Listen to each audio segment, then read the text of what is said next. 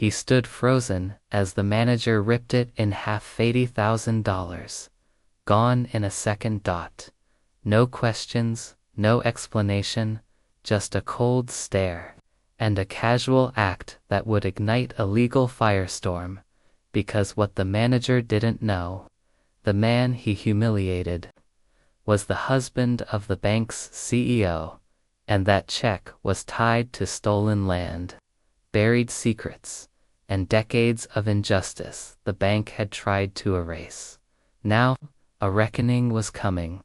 This is the story of the check that exposed them all. Welcome story. Lovers, comment your city below. Elijah Brooks was used to being invisible till he wasn't. A community historian and grassroots organizer, Elijah had spent 2 decades quietly collecting lost deeds, dusty records, and family testimonies tied to land stolen from Black families. In the Deep South, on this particular morning, he wasn't wearing a protest shirt or carrying documents, just a sharp jacket and a hopeful smile. He stepped into a corporate bank to deposit a settlement check. $80,000. It was a historic win. For a forgotten family whose farmland had been seized and sold generations ago. Elijah felt pride. Closure. Justice inching forward. But this wasn't just any bank. It was the one his wife now led as CEO, something he'd never used to his advantage. As he approached the counter, the manager's eyes narrowed. Elijah's name, his skin, the check. Something in the air shifted, something cold, and then the tearing sound that would unravel everything. The manager didn't ask questions. Didn't check IDs. He barely glanced at the routing number before holding the check up like it was a forgery. Can't cash this. Looks fake, he said flatly. Elijah's breath caught.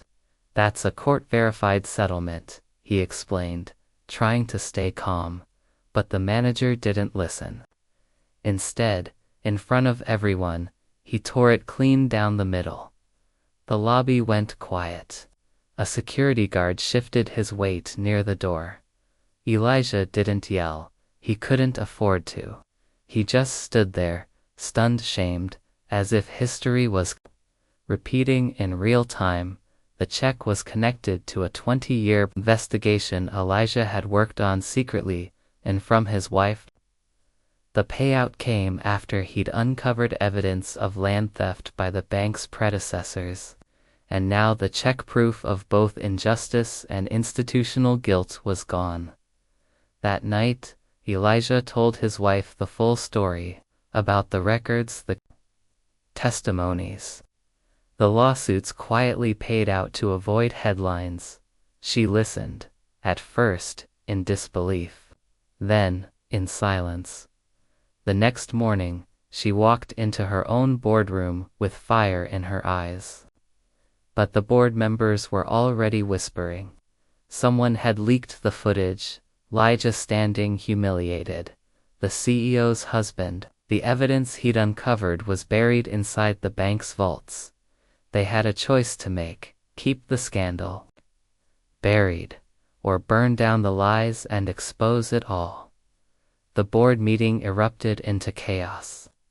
Elijah sat silently beside his wife as she laid out everything: scanned documents, dates, witness statements, even forged signatures authorized by former executives. But when she projected the torn check on the screen, silence returned.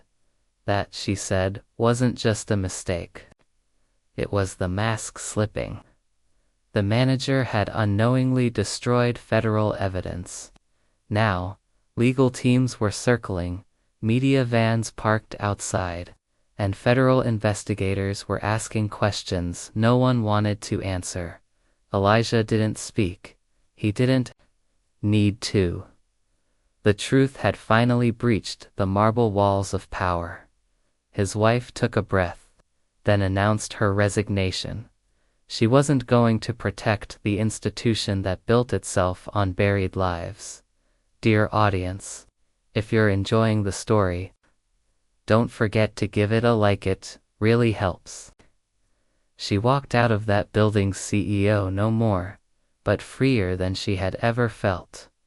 Elijah's research became public. Families started reclaiming their stories. Class action lawsuits followed. Politicians scrambled. That bank's glossy reputation cracked open like a rotting shell. And the manager, gone. Not just fired, but charged with obstruction of justice. Elijah still walks the same streets, still teaches kids how to trace their family land, but now, with louder footsteps behind him, allies, historians, fighters. His wife now runs a foundation focused on restoring stolen, generational wealth. What began with a ripped check exposed the truth. Racism doesn't just live in slurs or hides in policy, in paper, in polite rooms with expensive pens. Thanks for watching. Subscribe to our channel for more powerful stories and new videos.